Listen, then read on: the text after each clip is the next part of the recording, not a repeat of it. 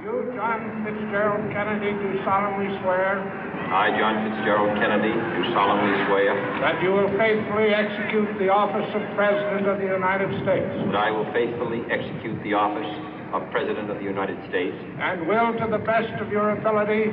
And will, to the best of my ability. Preserve, protect, and defend the Constitution of the United States. Preserve, protect, and defend the Constitution of the United States. So help you God. So help me God.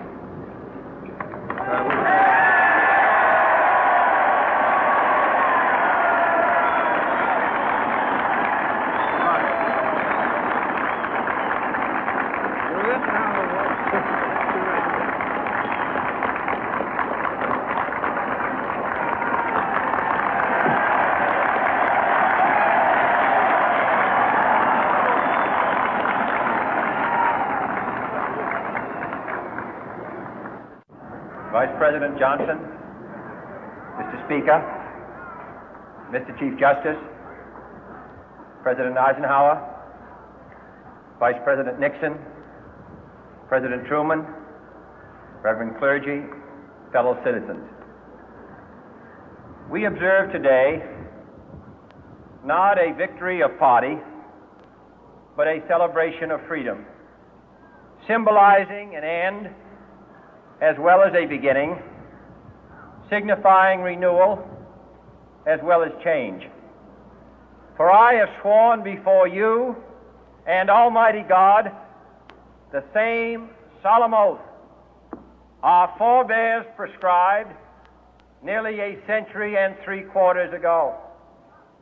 The world is very different now, for man holds in his mortal hands the power to abolish all forms of human poverty and all forms of human life. And yet the same revolutionary beliefs for which our forebears fought are still at issue around the globe. The belief that the rights of man come not from the generosity of the state, but from the hand of God. We dare not forget today that we are the heirs of that first revolution. Let the word go forth from this time and place to friend and foe alike that the torch has been passed to a new generation of Americans born in this century, tempered by war, disciplined by a hard and bitter peace, proud of our ancient heritage, and unwilling to witness or permit the slow undoing of those human rights to which this nation has always been committed and to which we are committed today at home and around the world.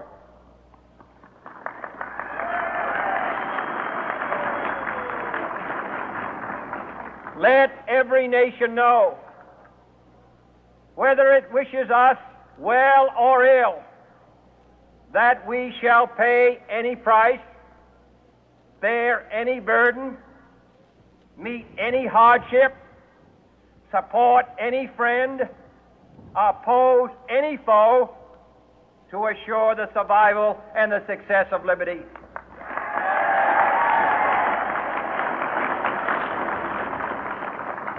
This much we pledge and more. To those old allies whose cultural and spiritual origins we share, we pledge the loyalty of faithful friends. United, there is little we cannot do in a host of cooperative ventures. Divided, there is little we can do, for we dare not meet a powerful challenge at odds and split asunder. To those new states whom we welcome to the ranks of the free, we pledge our word that one form of colonial control shall not have passed away, merely to be replaced by a far more iron tyranny. We shall not always expect to find them supporting our view, but we shall always hope to find them strongly supporting their own freedom, and to remember that in the past, those who foolishly sought power by riding the back of the tiger ended up inside.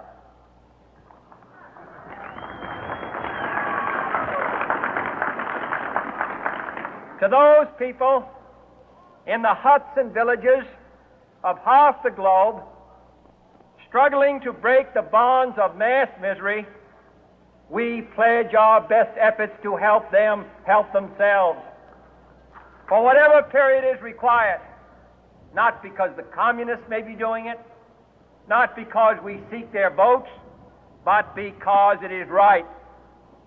If a free society cannot help the many who are poor, it cannot save the few who are rich.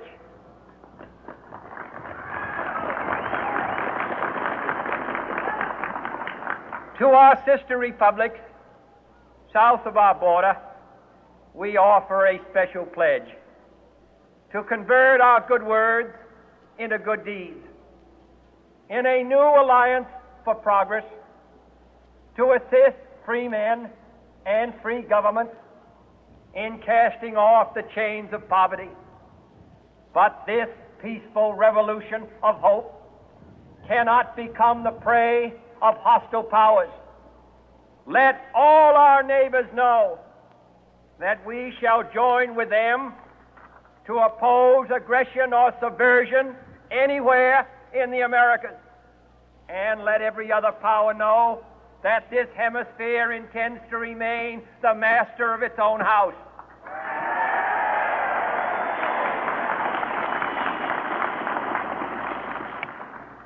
To that World Assembly of Sovereign States, the United Nations, our last best hope, in an age where the instruments of war have far outpaced the instruments of peace, we renew our pledge of support to prevent it from becoming merely a forum for invective, to strengthen its shield of the new and the weak, and to enlarge the area in which its writ may run. Finally, to those nations who would make themselves our adversary, we offer not a pledge, but a request that both sides begin anew the quest for peace. Before the dark powers of destruction, unleashed by science, engulf all humanity in planned or accidental self-destruction, we dare not tempt them with weakness, for only when our arms are sufficient beyond doubt can we be certain beyond doubt that they will never be employed. But neither can two great and powerful groups of nations take comfort from our present course, both sides overburdened by the cost of modern weapons, both rightly alarmed by the steady spread of the deadly atom, yet both racing to alter that uncertain balance of terror that stays the hand of mankind's final war. So let us begin anew, remembering on both sides that civility is not a sign of weakness, and sincerity is always subject to proof.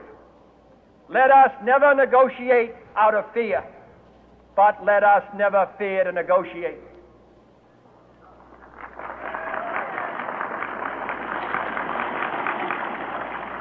Let both sides explore what problems unite us, instead of belaboring those problems which divide us. Let both sides, for the first time, formulate serious and precise proposals for the inspection and control of arms, and bring the absolute power to destroy other nations under the absolute control of all nations.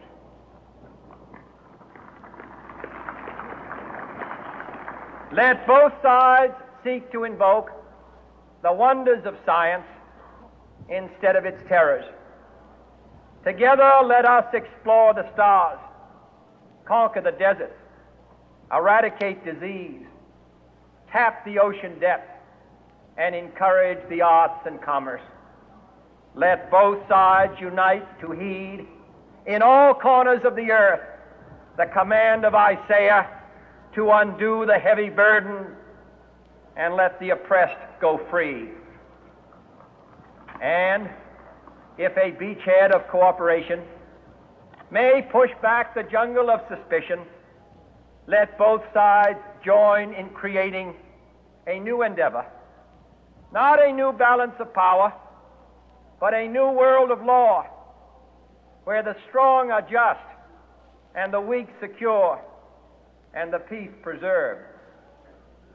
All this will not be finished in the first 100 days, nor will it be finished in the first 1,000 days, nor in the life of this administration, nor even perhaps in our lifetime on this planet. But let us begin.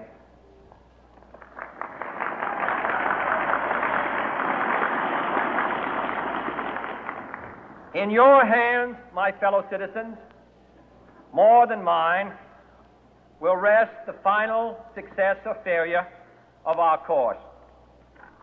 Since this country was founded, each generation of Americans has been summoned to give testimony to its national loyalty. The graves of young Americans who answered the call to service surround the globe. Now the trumpet summons us again, not as a call to bear arms, though arms we need, not as a call to battle, though in battle we are, but a call to bear the burden of a long twilight struggle, year in and year out, rejoicing in hope, patient in tribulation, a struggle against the common enemies of man, tyranny, poverty, disease, and war itself. Can we forge against these enemies a grand and global alliance, north and south, east and west, that can assure a more fruitful life for all mankind? Will you join in that historic effort?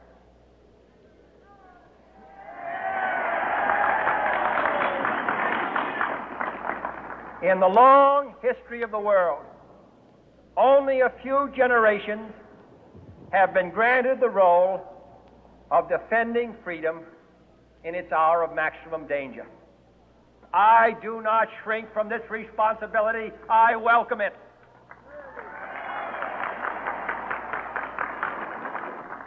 I do not believe that any of us would exchange places with any other people or any other generation.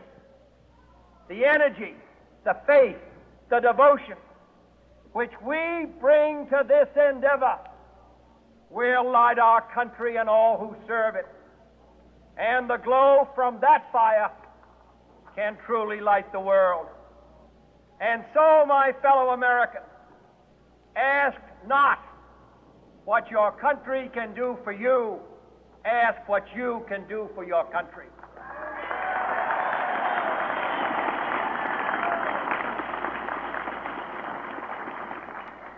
My fellow citizens of the world, ask not what America will do for you, but what together we can do for the freedom of man.